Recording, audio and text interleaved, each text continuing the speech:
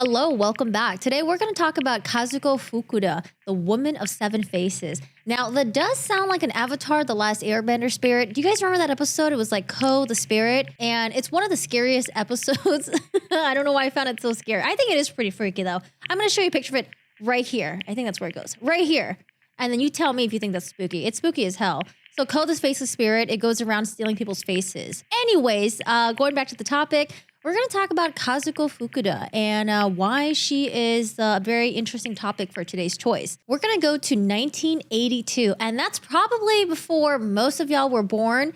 Kazuko this time is 34 years old. She's married to a husband. She has 4 children. And she was working in a very interesting job. I don't know if it was interesting back then, but she was working as a hostess in Matsuyama City in Ehime Prefecture. I'm going to have a lot of mispronunciation in this video. Just bear with me. I'll try my best. But some of the video pronunciations on here, when you look it up, they literally just troll you. So I just kind of stopped looking it up on there. So she was a hostess. Now, when you're thinking of hostess, we're not talking about hostess as in, oh, she worked at a restaurant and she tells you where to seat and like gives you all the timing of how long it's going to take for you to be seated. But a hostess in Japan is someone that sits down and either drinks with you. And as a customer, what you want to do is you want to buy the hostess a drink. And usually it's like a bottle, you get a private table, the hostess entertains you, and the hostess essentially makes a cut out of the bottle sales services and maybe anything else. While working at the hostess club, she was able to make friends. And I'm pretty sure it's really hard to make friends in this line of field because you're competitive with each other. But she was able to make friends with Atsuko Yasuoka, who was 31 years old, just a couple years younger than her. Their friendship was close to the point where Atsuko was comfortable having Kazuko come over and hang in her house. In this line of work, it can be seen as dangerous because, you don't know how many people you encounter, all these guys, and you don't know which one might turn out to be creepy. So I'm sure it's really important to have someone that you can bond with over things like this and to have someone just to have your back, Who doesn't like that? August 19, 1982 probably started off as any other normal day. Kazuko was going to hang out at her friend Atsuko's house, and they were probably just going to do their normal girlfriend bonding, just chit-chatting about customers, life, and things in general. At some point, Kazuko returns home and the day is over. However, later on, people found out that Atsuko decided to just skip town. Her apartment was empty, her stuff wasn't there, none of her belongings were there, she didn't say anything to anyone, she was just gone, she disappeared. People were wondering, what happened? Why did she skip town so suddenly? Why didn't she tell anyone? Why didn't she properly quit her job, tell her friends, or maybe family if she had any? Did she owe a lot of money to debt collectors and she was trying to run away? Was she running away from the Yakuza? What happened to her? And although Kazuko was, friends with Atsuko, she had no idea where Atsuko went, or so she wanted us to think. Although people did say Kazuko, she was a looker, she was pretty, she was, gorgeous.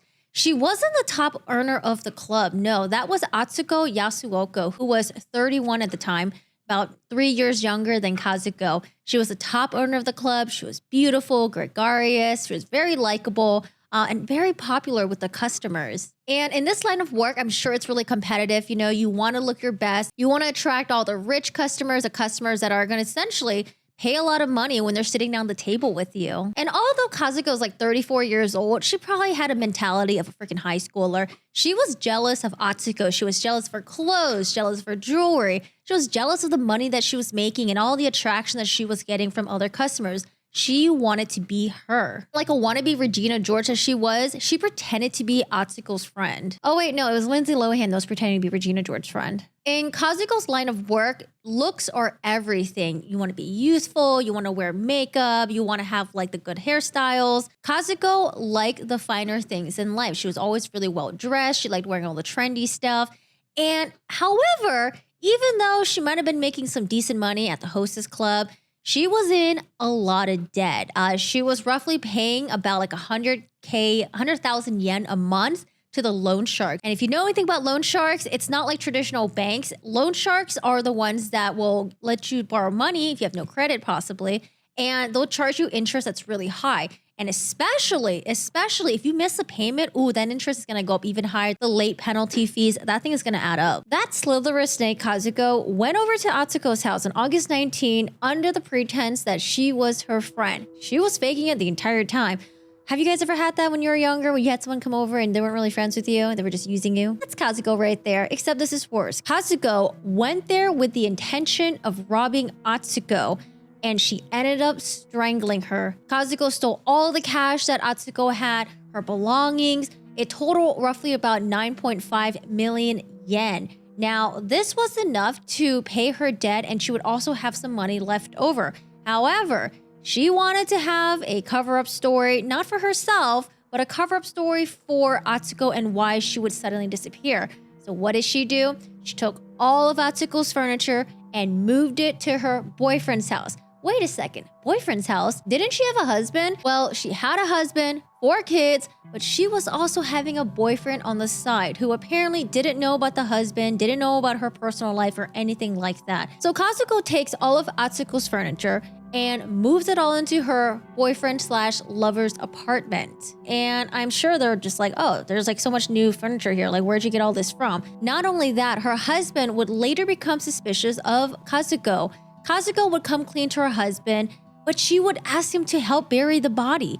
They buried Atsuko's body in Matsuyama Mountain, and he did ask her to, surrender, give yourself up to the cops, and she did not want to. She had just got all this money to pay off her debt and then some more, and she got all of the jewelry, the furniture, and all this stuff. This woman was greedy. She was like the Snow Ager from Neopets who just wanted to hoard all of her new treasures that she had just gotten. By the way, the Snow Ager is really cool. He's mad at me that I made that comparison. After successfully moving the furniture from Atsuko's house to her boyfriend's apartment, it made it look like Atsuko was running away from her creditors. I'm actually really surprised. Wouldn't there be a lot of witnesses that saw Kazuko moving furniture? Like, there should have been a lot of furniture, no? Especially if Atsuko was someone who had a lot of clothes, jewelry, stuff like that. Like, that's not like an easy thing to do, but anyways, at some point, the cops, they were closing in on Kazuko. They called Kazuko's residence asking, hey, can you come in to so we can question you, talk about your missing coworker. And you know what Kazuko did? This 34-year-old woman pretended to be one of her children. And in her children's voice, she told the cops that mom wasn't home. Mom's not here right now. Yeah, mom's in the grocery store. She's not here right now. Just got this random memory of my mom doing that when the creditors were called during my childhood. And it was at that point that she took 600,000 yen stolen from Atsuko, and she just ran. She left her husband behind, her boyfriend behind, her 4 kids. Her husband was arrested because they did end up finding Atsuko's body in the mountain, and he was arrested for abandoning a corpse. So in this part of the story, we haven't even gotten to why she was called the Woman of 7 Faces. You know how normally backstabbers are called two-faced? Well, her being a 7-face had nothing to do with that. It actually had to do with the next part we're about to get into. Kazuko Fukuda was on the run. This was during a time in Japan where crime rates were relatively very low. They might still be low now, actually. But crime rates were really low, and their statute of limitations for ending someone's life was 15 years. So she wanted to be on the run for 15 years, and then after that, it would just expire and she could just continue living her life. Again, guys, remember, this was back in the 80s. She had escaped to other cities. At some point, she ended up in Tokyo. She got plastic surgery there, which kind of reminds me of, who got plastic surgery recently in Costa Rica? In Tokyo, she changed her eyes. She had changed her nose. And not only that, she had multiple plastic surgeries. She had multiple aliases. She was trying to elude the authorities because every time they got close to her, she would just hop to a different city. Another thing that she would do to elude the authorities, she would make phone calls from different cities just so the authorities would think that she was in Osaka or near the bullet train station, but she really wasn't there. She was just using it as a decoy. You're going to be very surprised to hear how long she was on the run for. But before we get to that, let's talk about what else she was doing aside from the plastic surgery and stuff. She was, it was hard for her to find a job again as a hostess because, again, remember, she was 34 years old. And at that point, you're kind of already considered as too old to be a hostess. They want people with younger, fresher faces. However, at some point, she was able to find a job. We're going to move forward to 1985. She worked at the club and there was a customer that took a liking to her. She was good looking, pretending to be charming, but the customer had asked her to come live with him. This was her chance to start a new life. She quit her job working at the hostess club and she was working at her boyfriend's confectionery shop. So we're roughly around 3 years after she had taken Atsuko's life. She was getting brazen. She was getting bold. She was getting super cocky. she had invited her son to come visit and stay with her at her new boyfriend's house. However, she didn't say that, oh, this is my son. She said that this is my nephew. And this con artist somehow got her boyfriend to propose to her. Now, of course, she didn't want to say yes right away, because she didn't want her history. She didn't want her past to get looked into. She was hesitant about accepting the proposal. She should have definitely been, because you know why? During this time, the Japanese authorities, they were just sick of this. They wanted to catch her.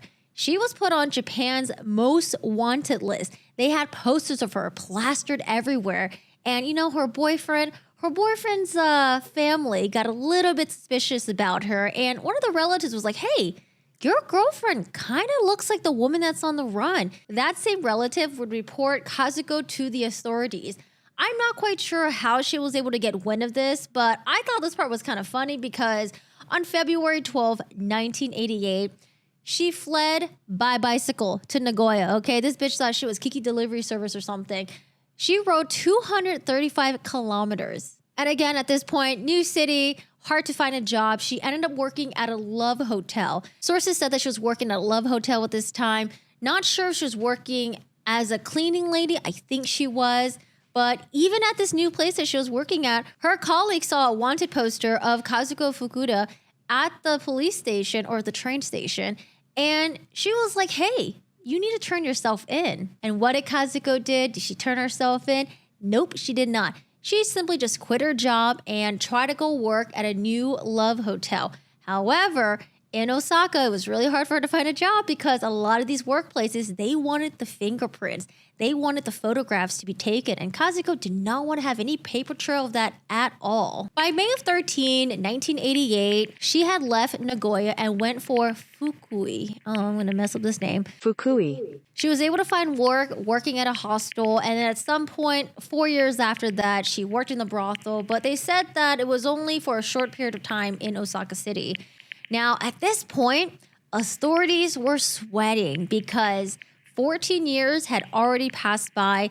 They would have 1 more year left to catch Kazuko Fukuda before the statute of limitation would take effect. The police at this point offered a 1 million yen reward to the public. At this time, it was unheard of. And I'm sure at this point, Kazuko was probably getting cocky again. She went back to dressing really flashy. She would go out and eat at restaurants and stuff like that.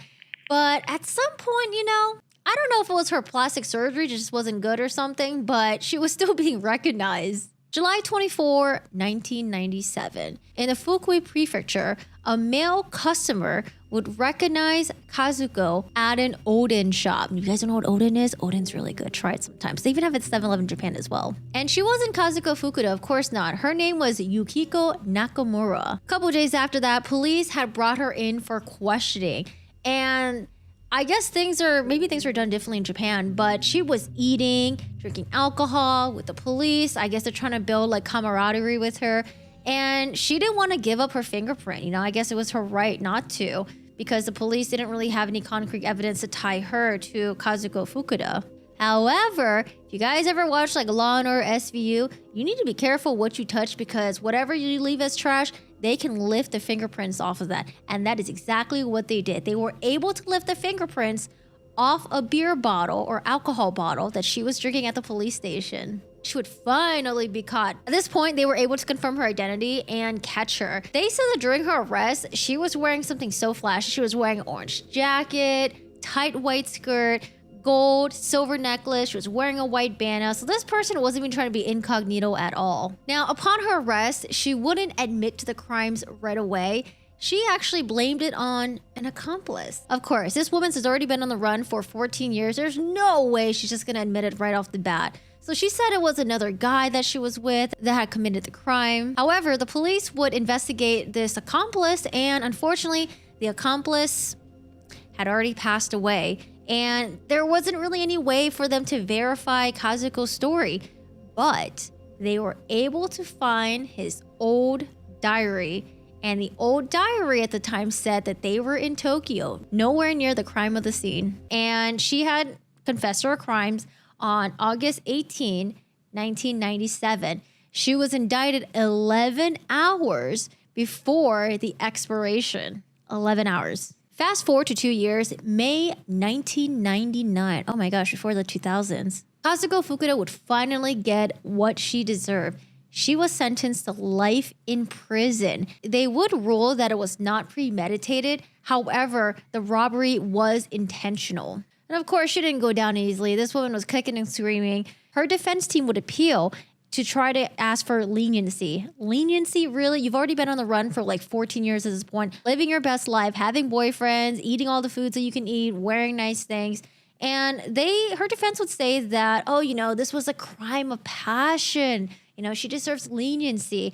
She actually had an attraction to Atsuko, and it was in the heat of the moment. However, the judge was like, I'm rejecting this. I don't believe a single word of any of this. And she would appeal again, but you know what? She got rejected. So where is Kazuko Fukuda today? I don't know much about her family. I don't know what happened to her husband, her kids.